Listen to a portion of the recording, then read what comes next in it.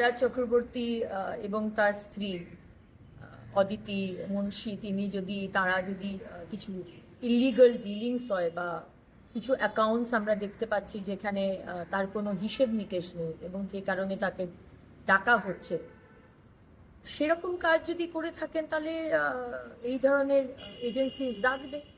কিন্তু বিশ্বাস করুন, আজকে তৃণমূল বিধায়ক বলুন, কাউন্সিলর বলুন, পঞ্চায়েত মেম্বার বলুন, ইটস ভেরি ক্লিয়ার যে সম্মানের সাথে আমরা বাড়িতে ঢুকিয়ে দেবো। আমাদের মাননীয় মুখ্যমন্ত্রী বলেছেন, আমাকে জানান, আমার অফিসকে জানান, আমি পুলিশকে ফোন করে বলে দেবো। এটা স্ট্রিক্ট ইনস্ট্রাকশন।